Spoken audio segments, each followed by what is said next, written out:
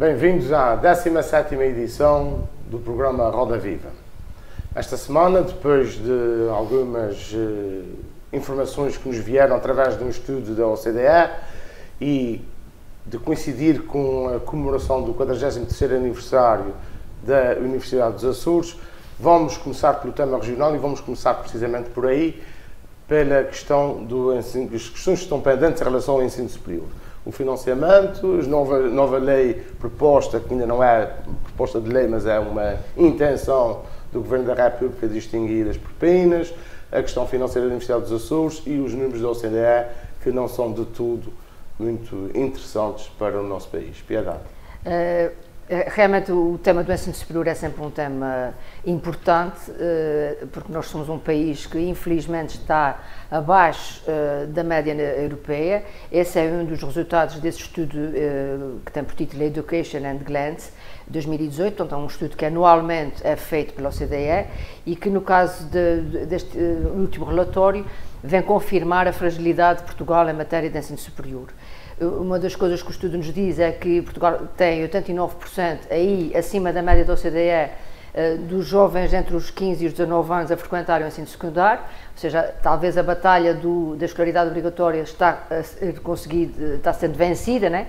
Mas depois a inversa acontece no grupo etário entre os 20 e os 24 anos, que apenas 37% se encontra inscrito num estabelecimento de ensino, quando a nível europeu estamos na ordem dos 43%. Portanto, nós estamos com poucos jovens a partir dos 20 anos a frequentar o ensino superior e esse é realmente um dos problemas que a Universidade dos Açores sente, que é a captação de mais estudantes. A região tem a agravante de só 30% dos nossos estudantes do ensino secundário pretenderem continuar a estudar. E desses 30%, cerca de metade, escolhe uma universidade que não é a dos Açores e, portanto, vai para o continente continuar os seus estudos. Nessa população que a Universidade dos Açores consegue captar, há uma maioria de rapazes e há um elemento que é importante para se perceber um bocadinho esta dificuldade ou esta transição um bocadinho menos positiva para a Universidade dos Açores. Tem a ver com a introdução, não só aqui nos Açores, a nível nacional, da via profissional dentro do ensino regular. É uma estratégia para manter os jovens a estudar os 12 anos, a escolaridade obrigatória, mas tem uma agravante que são currículos que não preparam para a transição para o ensino superior, preparam sobretudo para a entrada no mercado. E alguns nem preparam para a transição para o mercado de trabalho. E alguns, se calhar, têm um déficit face à tipologia de curso que é proposta. Mas o certo é que mesmo que alguns destes jovens se estimulem, se motivem para ir para o ensino superior, não têm as disciplinas necessárias para fazer os exames de acesso. E, portanto, acabam por ser cursos travão que bloqueiam o percurso académico destes jovens ao nível do 12º ano. E é importante aumentar e cativar mais jovens para a universidade. O que nas comemorações do 43º aniversário... As universidades depois têm aquela questão dos acessos dos mais de 23 anos com... Exato, vem um bocadinho compensar. Vem facilitar um pouco. Vem compensar, mas temos que ver que trabalhadores estudantes, porque muitos deles são trabalhadores estudantes, não têm a mesma disponibilidade para o percurso académico, têm necessidade de trabalhar para sobreviver, muitas vezes têm família, têm filhos e, portanto, é de louvar e é importante, e temos tido bons alunos nos mais de 23 anos, mas é sempre uma população estudantil que deverá ser vista como um recurso para as universidades. E é sempre uma minoria, não é? Tem que ser, forçosamente uma minoria. E o que nós temos que realmente trabalhar é aumentar a qualificação dos nossos jovens, porque isso tem um impacto na qualidade do emprego e até na qualidade também do salarial, porque está mais que provado que quem tem mais escolaridade tem, em média, um salário mais alto e, sobretudo, também está menos em risco das situações de desemprego. O que a universidade precisa para cativar estes jovens é também ter recursos financeiros para poder fazer uma oferta diferente e até trabalhar o ensino à distância, porque nós, com uma universidade tripartida, tripolar, numa região arquipelágica, temos que recorrer a tecnologias que permitam o ensino à distância e temos também que cativar e manter, isso tem sido em parte conseguido, alunos do estrangeiro, mas para isso temos que apostar muito talvez numa área de ponta, numa área de especialização, e a universidade para isso precisa de recursos. E nos cursos de segundo ciclo do ensino superior também. Exatamente. Portanto, todas essas áreas de inovação, de especialização, exigem investimento. E a Universidade dos Açores, neste momento, está a passar por um tempo bastante difícil. Esta parte era a parte onde eu ia passar a palavra ao Dr. Pedro Gomes. O Sr. Reitor da Universidade dos Açores ontem manifestou-se preocupado com um buraco financeiro de 800 mil euros na universidade. O Sr. Ministro anunciou a semana passada uma intenção de acabar com as propinas, aliás, um direito constitucional desde 1975 que não está, na minha opinião, devidamente cumprido. A Constituição diz que o ensino deve ser tendencialmente gratuito e ele foi sendo tendencialmente cada vez mais caro. Como é que se resolve o problema de financiamento da Universidade dos Açores? Como é que se resolve o problema acrescido da tripolaridade, porque a tripolaridade tem custos acrescidos, sem ser através das famílias?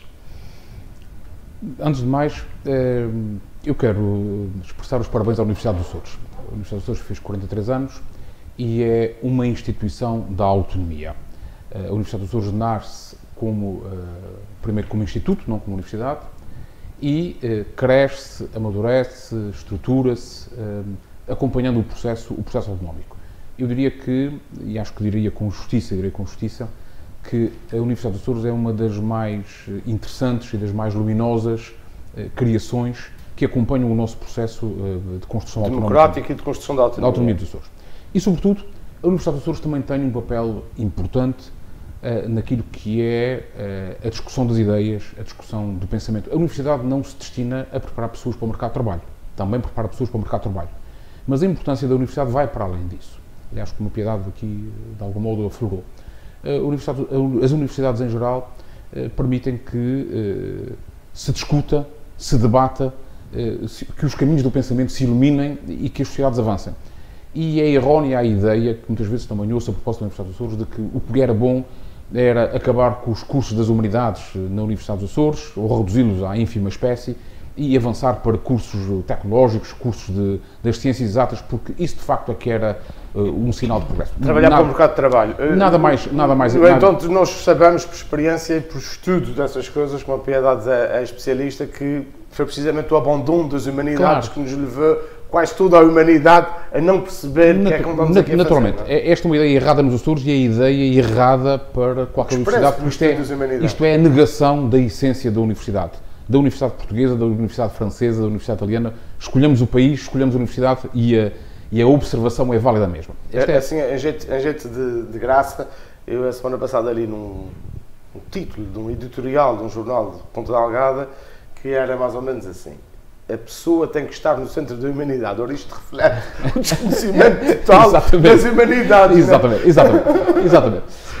Não comentando em concreto esse editorial ou esse título, mas olhando para a Universidade desta maneira. Bom, primeira observação, uma saudação calorosa à Universidade, ao seu reitor, à sua equipa reitoral, aos seus docentes, aos seus alunos e a todos aqueles que, de facto, transformaram este percurso num percurso de afirmação que não está completo, que tem caminho para percorrer e, sobretudo, a Universidade tem que também olhar para os novos caminhos que tem que percorrer no quadro do ensino superior em Portugal. Segunda nota importante. A Universidade dos Açores é uma universidade nos Açores, para os Açores e para o mundo. E é uma universidade integrada no sistema de ensino universitário do país. Já não há discussão da dupla tutela da Universidade, tutela do Governo da República, tutela do Governo Regional, que foi uma discussão que fez caminho aqui nos Açores há uns anos atrás. Felizmente a questão está ultrapassada.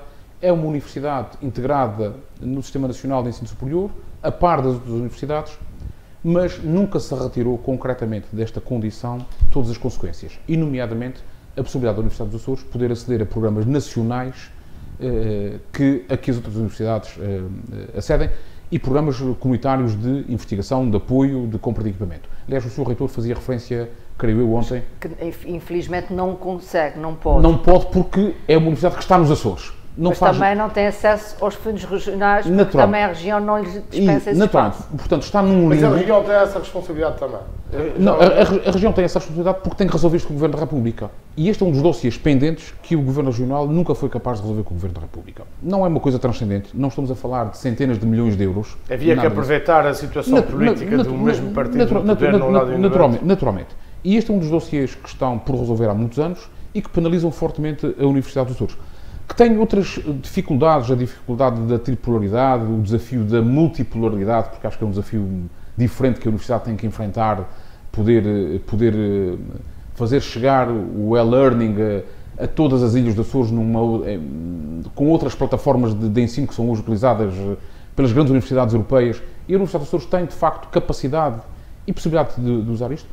E, sobretudo, eu queria também dizer uma outra coisa que me parece importante. Ouvi também com atenção o Sr. Secretário Regional de Ciência e Tecnologia, ontem na sessão solene comemorativa dos 43 anos da Universidade dos Açores. Um homem que é da Universidade? Um homem que é da Universidade, é um professor, é um investigador, é um homem da casa e continuo a achar que é confrangedora a política do Governo Regional em relação à Universidade. O Sr. Secretário reanunciou uma linha de 2 milhões de euros para contratar mais 10...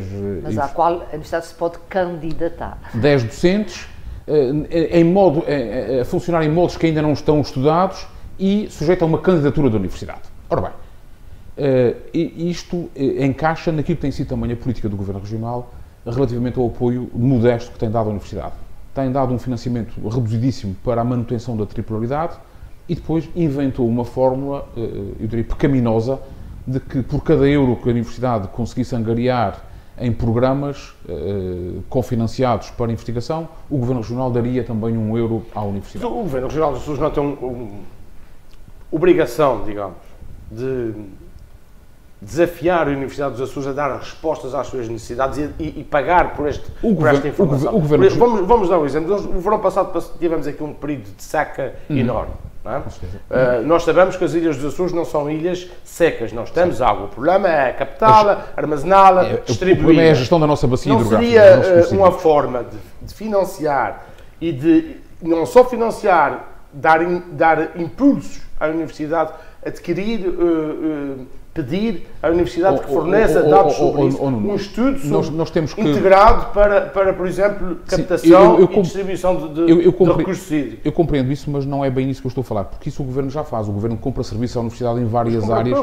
Compra pouco, pode comprar mais, mas é sempre um serviço que pressupõe a sua prestação por parte da Universidade. Nós não nos podemos esquecer que, ao nível dos projetos, quem faz a gestão dos projetos não é propriamente a Universidade, é a Fundação Gaspar Frutuoso. Exatamente. Ou seja, há depois uma parcela de verba dos projetos que vão financiar os investigadores, que vão financiar a execução do próprio projeto e depois há os chamados overheads, portanto uma percentagem que fica para a Fundação, mas não fica para o funcionamento da despesa corrente da Universidade. Exatamente. Mas financia a investigação, isso já não é mau. Exato. Portanto, financia a investigação, esse é um aspecto importante, mas é sujeito a concurso, é sujeito a triagem, ou seja, estes serviços não são serviços garantidos, não é? Não são serviços garantidos, são serviços que são prestados. Exigem recursos da Universidade para prestar aquele serviço que tem um preço e depois tem um valor, digamos assim, uma margem de lucro, vamos usar uma expressão mais comum, não é tecnicamente adequada, mas tem uma margem de lucro que fica na Fundação Gaspar Frutuoso. Mas a minha questão não era esta.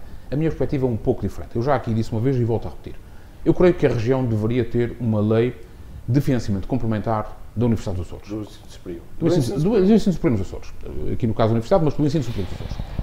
Do mesmo modo que o Estado financia as universidades portuguesas.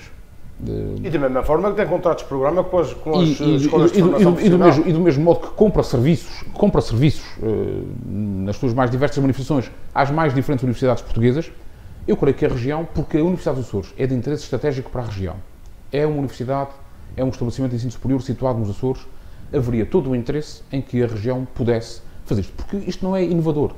Quando a região fez isto durante anos com a RTP Açores, financiou a televisão dos Açores, que é uma obrigação do Estado, é uma obrigação constitucional do Estado, mas entendeu que devia fazê-lo porque havia um interesse da região. Isso era através da Secretaria Regional da Propaganda. Não importa qual é o departamento regional que o faz, a questão não é essa.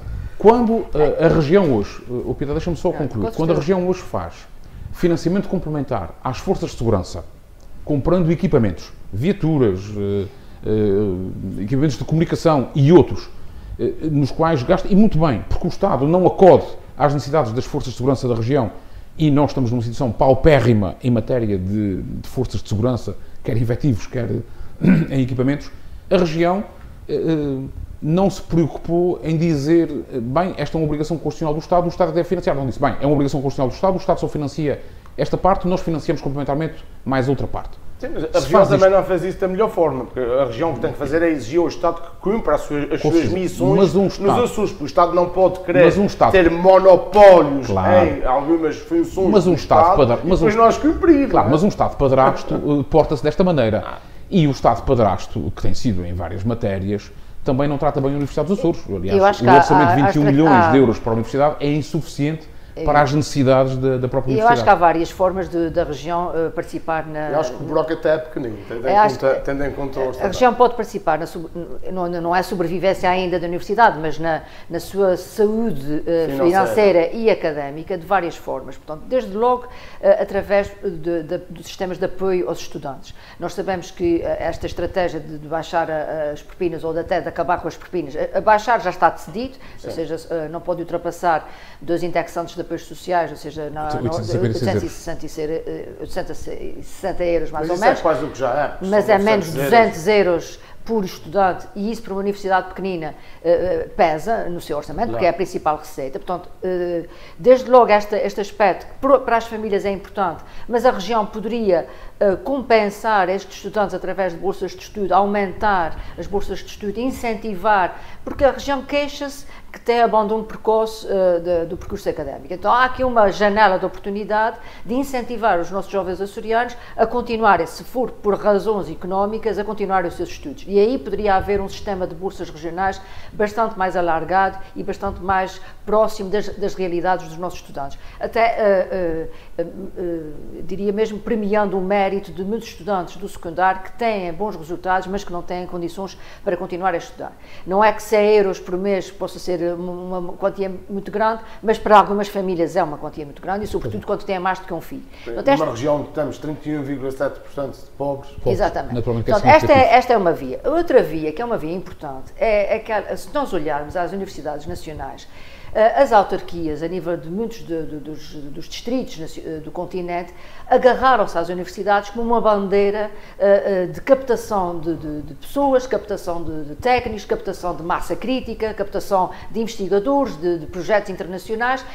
Nós olhamos para o Minho, olhamos para o Porto, olhamos para Coimbra, não só para Lisboa e Porto, obviamente, mas a Covilhã, ou seja, são universidades e em que os autarcas sentiram o quanto era importante encostarem-se à universidade e conseguiram potenciar a sua imagem nacional e a sua imagem internacional.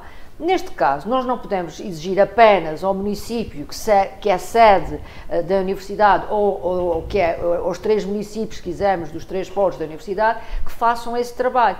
É a região e é o governo regional que deve assumir que a universidade, numa região como a nossa, é uma bandeira importante, é um atrativo, é uma mais-valia, é um ativo, que não é, por estar integrado na rede de universidades nacionais, não é uma questão nacional, é uma questão que tem que interessar a região e tem que interessar o potencial económico da região. Portanto, é este colar. Se nós formos aos folhetos publicitários, portanto, quando agora chegarmos a abril, as universidades começam a tentar fazer campanha para captar estudantes, porque está na altura... cursos, promover... Exato, porque está na altura de eles escolherem o que é que vão fazer a partir de junho.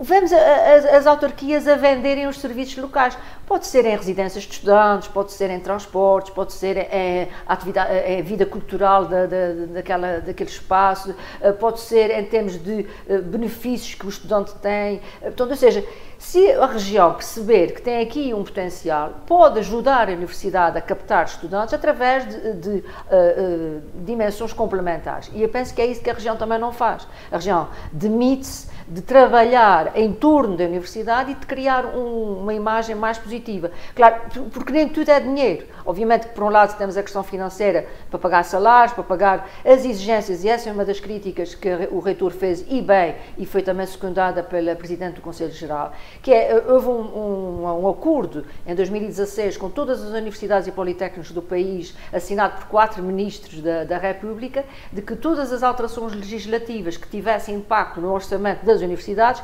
seriam compensadas financeiramente pelo Governo da República. E o certo é que não o fizeram, não cumpriram. Os financeiros não foram preparados. Portanto, as reivindicações de atualização de carreiras, as reivindicações de vinculação de precários que ainda existem nas universidades para os colocar no quadro da universidade, são exigências dos trabalhadores, são exigências justas e é importante... Bem, decorrem da lei, são obrigações legais que a universidade tem de cumprir e não tem... Mas depois a universidade recebeu 40% desse montante. E o Sr. Reitor, e bem, disse que tinha uma verba de receitas próprias para pagar a dívida à banca, que deveria ser a parte que o Estado português deveria entrar nesse compromisso que fez com a Universidade dos Açores em 2012 e que não cumpriu recentemente, e a Reitoria entendeu e bem que em vez de pagar à banca, ou seja, que era a parte do Estado, pagou as atualizações de salários. Então, deu ao Estado, ou não deu ao Estado, aquilo que o Estado não lhe deu a si, cerca de 150 mil euros. Portanto, estamos a falar de montantes extremamente pequenos, mas que são fundamentais para a sobrevivência da nossa universidade e para a sua autoconfiança, porque é muito importante. Isto não é um negócio, captar estudantes não é um negócio, mas é um trabalho de confiança e de sedução. Nós temos que seduzir os nossos estudantes, porque há muita oferta, há muita alternativa. Quem tem possibilidades de continuar a estudar e quem tem algum recurso financeiro vai ponderar o que é mais prestigiante para si. E essas coisas não podem ser vistas só com romantismo, têm que ser vistas também com pragmatismo. Exato.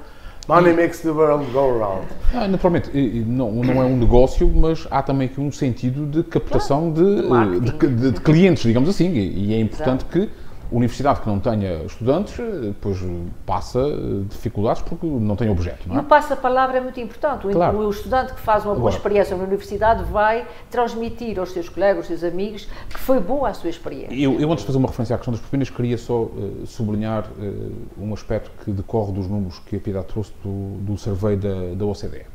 A OCDE faz este survey anualmente sobre os países da OCDE, e ele revela uma coisa que me parece essencial e que os números que a Piedade aqui trouxe demonstram. Aliás, eles são impiedosos, não é? Eles são impiedosos. Que é, quando nós dizemos que nós temos em Portugal, neste momento, a geração mais preparada de sempre, é preciso fazer aqui uma correção a esta frase. Nós temos a geração mais preparada de sempre, da geração que consegue aceder ao ensino superior e ser preparada, porque os números o que demonstram é que uma parte significativa da geração, das novas gerações, não acede ao ensino superior, não está no ensino superior, não tem uma formação acima do chega. Aqueles que são preparados são bem preparados. Exatamente. O problema é aqueles que não chegam a ser preparados. É que eles não chegam. E esta é que é uma fatia que nos deve preocupar. Porque nós temos uma necessidade. Há mais uma alternativa para que nós consigamos ultrapassar essa barreira, que tem a ver com os cursos de ciclo curto, ou seja, os cursos de ensino superior que são de 2 anos e que a Europa já apostou há muito nesse tipo de oferta. Em Portugal já representa, aliás, só representa 5%, só muito recentemente é que se começou a apostar nesta vertente, e na Espanha, na França, são 20%. E são cursos que têm a particularidade de ser um ensino chamado dual, ou seja, o aluno está no espaço académico... Entre o profissional e o académico. E o académico. E o superior. E isso, mas isso requer que eles cheguem bem preparados ao 12º ano. Esses cursos de ciclo superior, de ciclo curto, são muito intensivos. São intensivos, mas são muito vocacionais e, portanto, muitas vezes é mais fácil agarrar, e são na área do Politécnico, portanto, é mais fácil agarrar um jovem que está um pouco à deriva, que acha que a universidade é um bocadinho vaga nos seus objetivos, e há muitos destes jovens que fazem este ciclo curto de 2 anos e que depois ingressam na licenciatura, porque sente-se motivado para continuar a estudar. Portanto, temos que ter, hoje em dia nós temos que ter várias formas de agarrar os jovens. Não podemos dizer, se não queres ir para a universidade, vais para o ensino profissional e vais para o mercado de trabalho. Não é? Se há outras alternativas, se há outras formas de qualificar os jovens, de criar novos técnicos superiores qualificados, a universidade tem que estar aí, e a nossa universidade tem, neste momento, estruturalmente, capacidade de o fazer, com a criação da Escola Superior de Tecnologias, mas não tem recursos para o fazer, porque não tem o quadro de docentes. O ensino superior não esteve nas escolhas dos recados do professor Marcelo Rebelo de Sousa à nação na sua mensagem não de esteve, Natal. embora o Presidente da República sobre o ensino superior, e a propósito das propinas, trouxe a questão das propinas para a praça pública. E eu só queria fazer esta referência porque me parece importante. E é preciso dizer que as propinas em 2017 renderam às universidades 330,1 milhões de euros. Elas representam, isto é, as receitas das propinas representam 23,7% do financiamento, do financiamento do ensino superior em Portugal, isto é, universidades e politécnicos. Uma fatia muito importante, praticamente um quarto das receitas advém das propinas que os alunos pagam e daquela propina, porque quase todas as universidades optaram pelo valor mais alto da propina, os 1.068 euros, que agora vão ser reduzidos para 856 ou 860 euros. 860 euros. Não sei o valor exato. Mas isto representa uma redução de 65 milhões de euros nas receitas de todo o sistema, de todas as universidades e politécnicos, isto é, dos estabelecimentos de ensino superior. Ora bem, a questão coloca-se da seguinte maneira. Quando o Sr. Ministro do Ensino Superior diz que o Estado, que o Governo pondera a possibilidade de acabar com as propinas, é preciso também que diga que o Estado pondera e que o Governo pondera compensar as universidades pela correspectiva. Isto está previsto no orçamento para 2019, essa compensação. Pois, mas não passa de uma norma programática, como aliás se está a ver, e um governo que está a discutir com os professores do ensino secundário deste país a impossibilidade de estar a dizer que não pode recuperar o tempo de serviço porque custa 600 milhões. E atenção que não é o tempo de serviço. Sim. É o tempo de serviço para efeitos de progressão nas carreiras. Para efeitos de progressão nas carreiras. Houve aí um discurso que parecia que os professores iam perder tempo de serviço. Não, para efeitos de progressão nas carreiras, que depois não é para contar para a reforma, não é para nada disso. Depois tem outros reflexos no seu percurso académico. Mas há outras carreiras que estão congeladas há anos. Os funcionários dos municípios estão congelados desde 2008. O problema não é só dos professores. Mas nos professores, que o Governo diz que custa 600 milhões atender esta reivindicação... Deve ter que arranjar mais de 3 anos. Pois agora diz com ligeireza que está a pensar prescindir de propinas, da cobrança de propinas, que custa só, e aqui o só entre aspas, 300 milhões. Há qualquer coisa aqui que não bate certo e há uns discursos erráticos do Governo.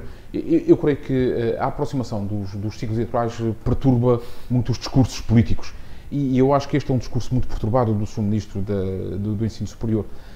A discussão das propinas é uma discussão séria. É perturbado, quer dizer, é eleitoralista, contaminado pelo clima. É uma inserção no eleitorado do Bloco de Esquerda e do PCP. Claramente, porque estamos aqui a apanhar um eleitorado de gente que entrou na universidade, que está na universidade, um eleitorado jovem, que tem famílias, que pagam propinas, que estão sacrificados porque para uma família que ganha um salário médio em Portugal de 700 euros, pagar 100 euros por pena por mês é um valor muito elevado. E até para os que ganham, sobra mais para a cerveja. É um valor muito elevado. E naturalmente, que a discussão das propinas, acho que é uma discussão interessante que havemos de ter um dia sobre se deve ou não deve manter-se a cobrança de propinas no ensino superior em Portugal, mas o que é verdade é que ele tem aqui consequências... O Presidente da República já disse que é contra, mas que percebe...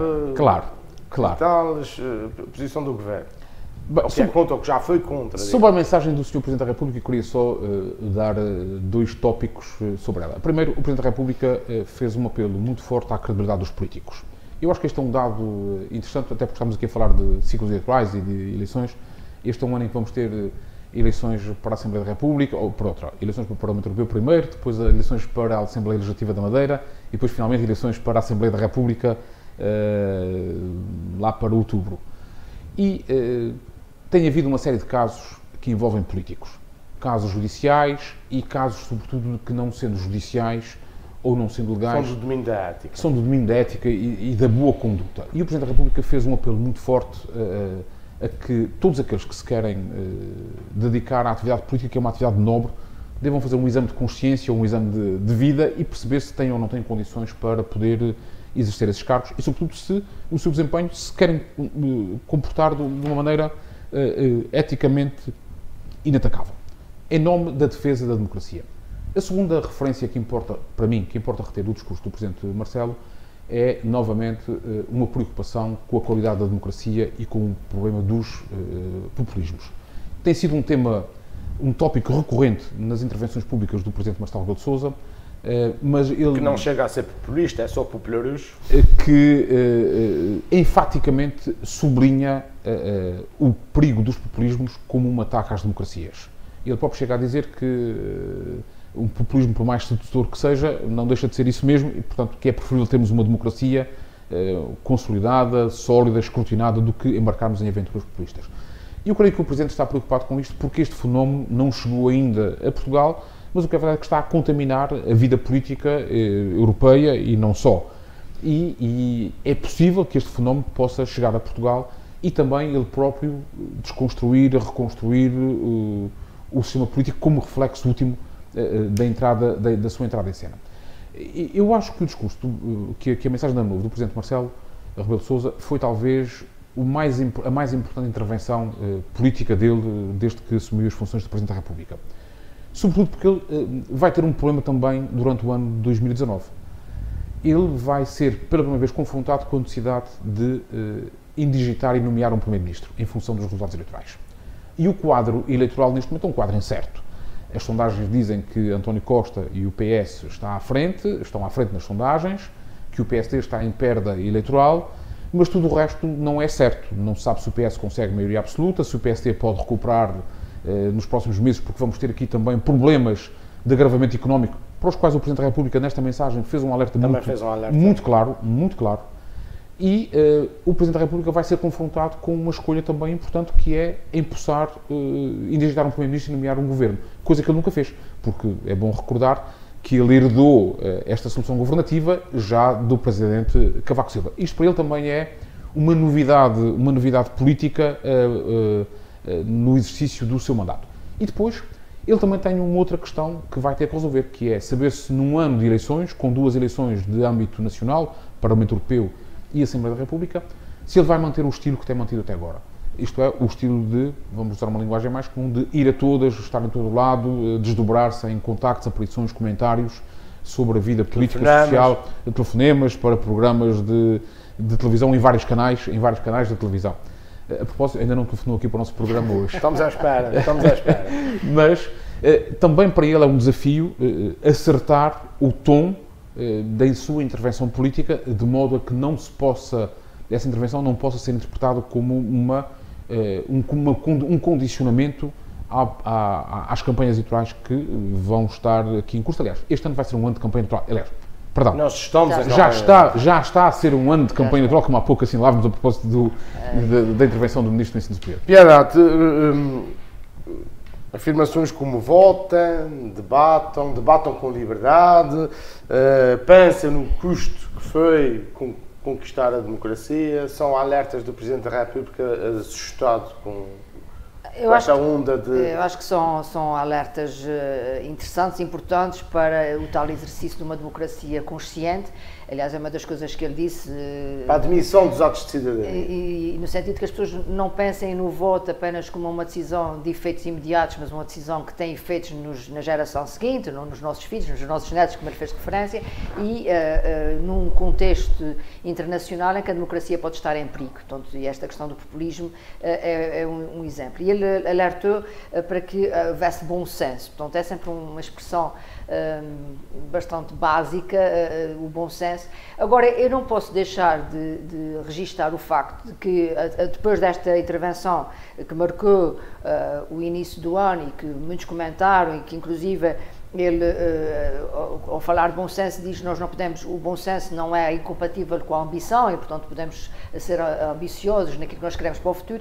Ele teve um gesto na minha opinião, falta de bom senso, quando foi participar na tomada de posse do Presidente do Brasil e apelidou de irmão e imediatamente convidou a visitar Portugal.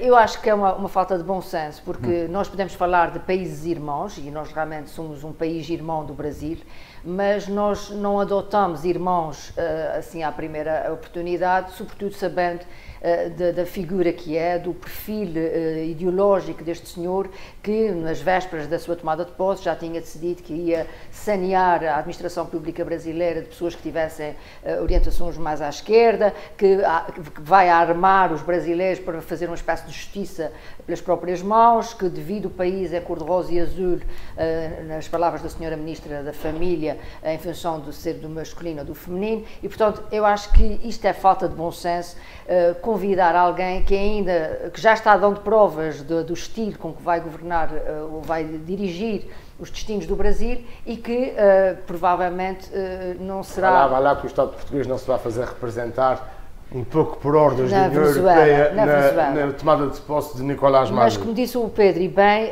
este presidente às vezes é um bocadinho irrequieto demais e, aliás, vem um gráfico no Expresso desta semana que diz que, enquanto que Marcelo fez 82 viagens em 10 anos, aliás, Cavaco fez 82 viagens em 10 anos, Marcelo já fez 51 em 3 anos. E, portanto, ou seja, esta vontade de fazer viagens relâmpago, a toda a hora e a todo o momento, e mudar, se for preciso, de continente no mesmo dia, é algo que ele, se calhar, tem que ponderar se, por vezes, não lhe tira um bocadinho os pés. Mas com comitivas muito reduzidas, diga-se em bom da verdade.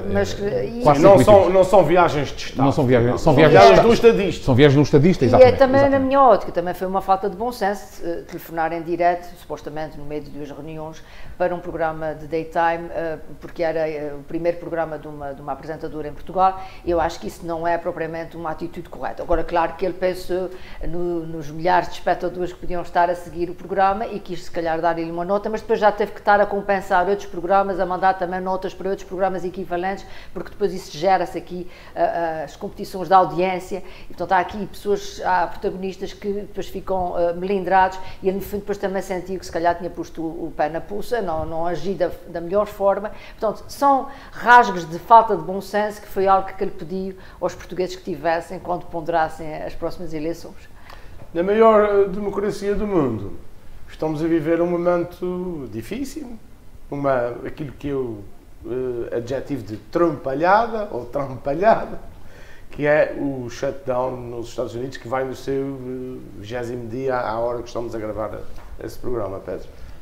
Sim, o shutdown continua, parece que vai continuar, prestes a bater o recorde histórico do shutdown de 95-96 com o presidente Bill Clinton, em que os republicanos tinham maioria na House. E que levaram avante o seu braço de ferro? Levaram avante o seu braço de ferro, mas com vantagem para o presidente Clinton. Newt Gingrich, na altura, era o speaker da House, e estava convencido que o braço de ferro com o presidente seria ganho pelos republicanos. Os eleitores encarregaram-se de demonstrar o contrário. Não sabemos o que é que vai acontecer aqui. Agora, verdadeiramente, a questão aqui é uma questão política.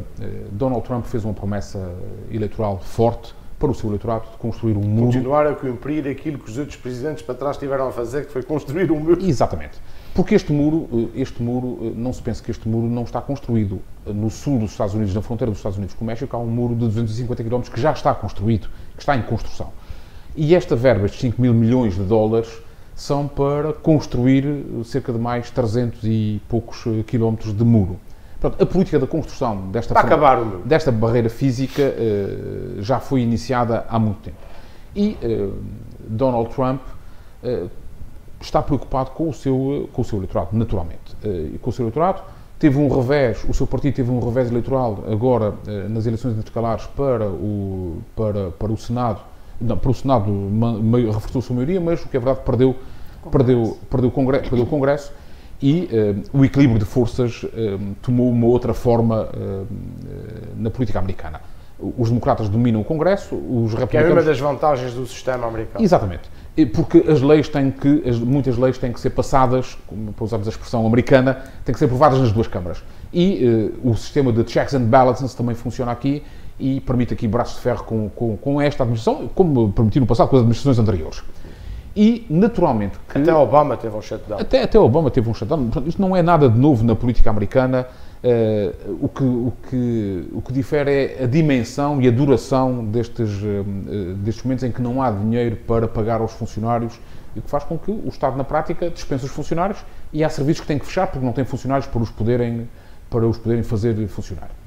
Agora, a questão é uma questão política de cumprimento de promessas eleitorais e de falar ao eleitorado. Donald Trump está preocupado com a sua base eleitoral, quer dar cumprimento à sua grande bandeira, que é um combate à imigração, à imigração ilegal, sobretudo que vem do México. E é uma outra grande bandeira que é cumprir as promessas eleitorais, que é uma coisa que na Europa nós não estamos muito habituados. Cumprir as promessas eleitorais. Aliás, Donald Trump, é bom recordar, chegou a dizer que iria fazer o México pagar a construção deste muro. Depois recuou, porque percebeu que não era possível. Agora é a solução dos Estados Unidos pagarem a construção deste muro. E o que é verdade é que o muro é um emblema de uma política, porque verdadeiramente, aliás, como num artigo muito interessante do Washington Post da semana passada, demonstrava que a maior parte dos imigrantes ilegais que entram nos Estados Unidos mensalmente não entram pela fronteira com o México. Há cerca de 60 mil imigrantes que entram mensalmente nos Estados Unidos, imigrantes ilegais, mas a grande maioria não é pela fronteira com o México. Logo, o muro é um adereço num discurso político, é o símbolo de uma postura política, é o sinónimo de uma atitude, mas não é um elemento essencial. Ele serve só apenas para uma base eleitoral e para o Presidente poder tentar garantir que cumpra as suas promessas de fazer uma América maior, uma América que está contra a imigração clandestina, que quer estancar a imigração clandestina, como forma de garantir emprego para os americanos, e numa lógica, eu diria, de uma América mais isolacionista. Foi este também sempre o discurso e a prática de Donald Trump. Uma América mais isolacionista no quadro internacional, na política internacional, uma América isolacionista do ponto de vista da imigração, uma América isolacionista do ponto de vista económico que, aliás, há um braço de ferro tremendo com a China neste momento, com os Estados Unidos a imporem taxas alfandegárias elevadíssimas a produtos importados da China e de outros países, numa lógica de também o Presidente querer fazer com que as empresas americanas que se deslocalizaram para países próximos dos Estados Unidos, nomeadamente o México, e sobretudo na área automóvel, entre outras, mas a área automóvel é a mais emblemática, pudessem regressar aos Estados Unidos para dinamizarem a economia americana. Portanto, há aqui uma preocupação claramente eleitoral, de cumprimento de promessas eleitorais, olhando para as próximas eleições e, sobretudo, pensando nas presidenciais e numa recandidatura que ele ainda não anunciou, mas que irá anunciar, com certeza, brevemente. Piedade, na Europa este é um mecanismo que não é de tudo possível, não é sequer prática, não é um costume, mas na Europa também não estamos habituados a ter políticos que tentem a toda a força cumprir as promessas eleitorais. Na Europa estamos mais habituados a que fim da campanha eleitoral e tomada à posse, que se venham os discursos que afinal não é possível. Esta questão do cumprimento das promessas é uma exigência, obviamente, mas também toda a campanha de Trump foi rodeada do que era verdade e do que era mentira nas promessas de Trump. E essa continua a ser um calcanhar daqueles para este Presidente dos Estados Unidos. Aliás, o Washington Post está fazendo a contabilização das mentiras e das imprecisões desde que ele iniciou o seu mandato e já vai em 7.600 mentiras e imprecisões. Portanto, ou seja, cumprir uma mentira não parece que seja uma exigência. Não é uma verdade. Não é uma verdade. Parece uma mentira que toda a gente acredita, ou com uma larga maioria dos americanos acredita. Houve muito o discurso de dizer, ok, ele está dizendo isto agora na campanha, mas ele quando for Presidente não vai concretizar. E isso também deu uma almofada de conforto para o Presidente, que houve gente que achou que as posições mais radicais não iam ser cumpridas e, portanto, votaram num homem que se calhar não ia cumprir. O certo é que ele fez fim-capé, alguns mesmo dizem... Cumprir as suas promessas. Alguns dizem mesmo que está fazendo birra em relação a esta questão do muro, e a questão que se coloca aqui é saber se a segurança de um país passa por um muro, se essa questão da imigração se resolve com uma barreira física, porque o Pedro já disse que há a imigração ilegal que não passa por aí, há a imigração legal que passa pela fronteira do México, há famílias, porque em quase todas as zonas de fronteira, nós temos isso com a Espanha, há vidas de fronteira que são vidas entre dois territórios, em que as pessoas muitas vezes vivem num lado e trabalham no outro. Eu vi uma reportagem a propósito do México, em que há famílias que vivem no México e as crianças frequentam a escola nos Estados Unidos, ou seja, há vidas ligadas na vida de fronteira que não são vidas... são vidas que ficam interrompidas, e aliás há famílias separadas com a construção já do muro que já existe. E esta realidade, compreender o que se passa na fronteira e quem são estes que querem passar a fronteira, que eu acho que é importante os Estados Unidos porem os pés no chão e trabalharem sobre isso, porque o que Trump também está a fazer é generalizar uma figura de imigrante que é violador, que é traficante, que é criminoso, que passa droga, heroína, que está matando os americanos, e parece que ele se esquece do porte de armas dos americanos que se matam nas escolas, que se matam nas ruas, que, portanto, todo o mundo da criminalidade um bocado popular não é visto, mas concentra-se na fronteira. E essa, aliás, é uma das críticas que o Washington Post faz. Não é o Washington Post, é New York Times, que esteve a acompanhar o discurso que foi feito em daytime ou prime time pelo Presidente no dia 9 de janeiro e disse que a propósito das mortes por heroína, que foi um dos indicadores que ele utilizou, que morriam 300 pessoas por ano nos Estados Unidos por causa da heroína, fazendo conotar que essa heroína era a heroína que entrava pela fronteira do México. E eles dizem que não, a maior parte da heroína vem da China e vem por fronteiras legais. Portanto, este querer impolar cria uma incerteza, uma desconfiança e, sobretudo, gera violência, gera um sentimento anti-imigrante. Ou seja, aqueles que... Nós não nos podemos esquecer que muitos desses imigrantes que vêm da América Latina e passam na fronteira do México vêm trabalhar na agricultura americana. Vêm para apanhar maçãs, vêm para trabalhar as vindimas, vêm para trabalhar nos trabalhos que os americanos não querem executar. Portanto, para ir para a guerra. Para funções menos qualificadas e até... Exatamente. Portanto, ou seja, nós não podemos rotular estas pessoas de verdadeiros, como ele disse, uma invasão de imigração que está a entrar pelos Estados Unidos e que nos vai pôr em causa a nossa segurança. E isto gera nos americanos, obviamente, e naqueles que se calhar até têm uma situação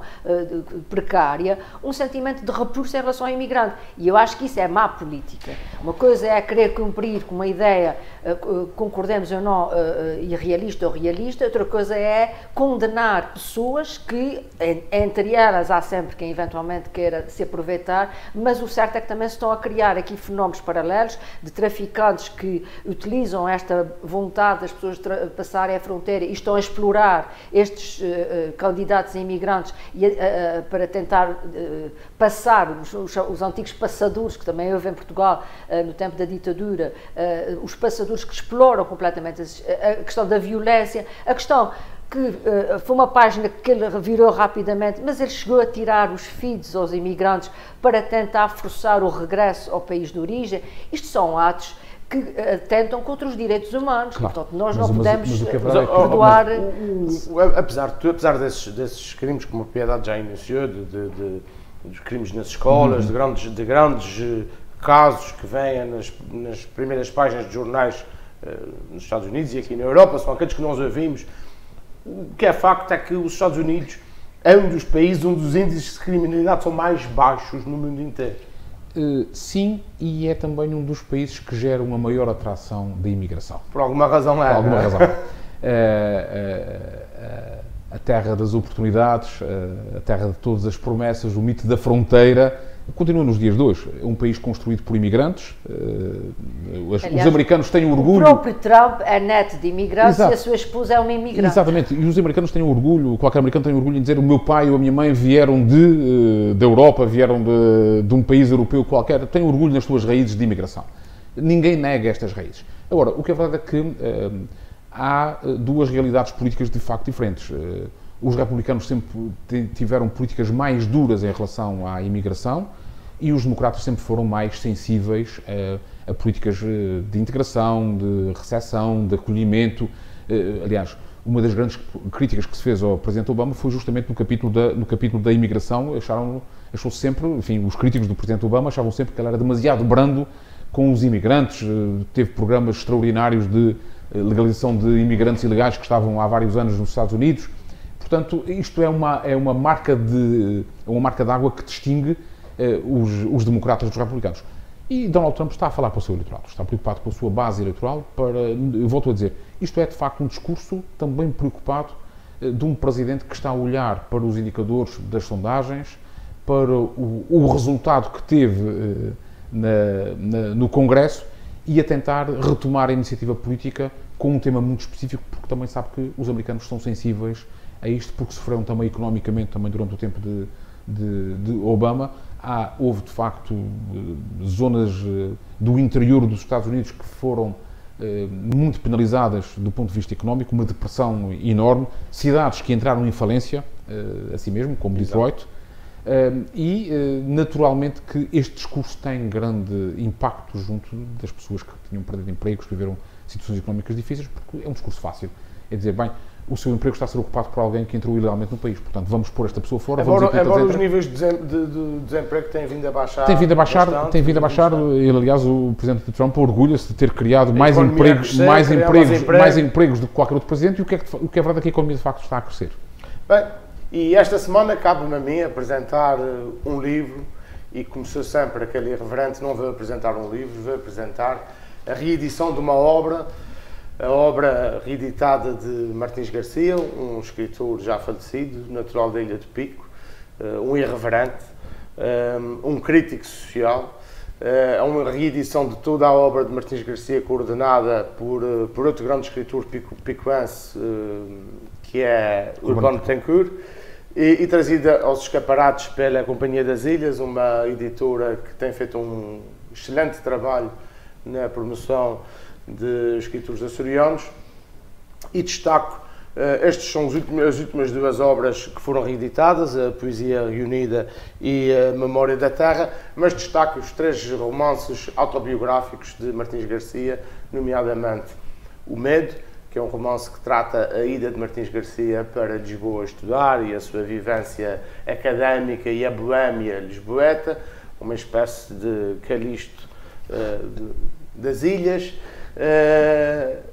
O Lugar de Massacre, a passagem de Martins Garcia pela Guiné, um romance de guerra extraordinário, e A Fome, O Medo, um romance que vem numa terceira fase da vida de Martins Garcia, na transição para a democracia. Piedade Lalande, Pedro Gomes, muito obrigado aos dois. Nós voltamos para a semana com os mesmos temas regionais, nacionais e internacionais, nas emissões do costume, e até lá, haja saúde.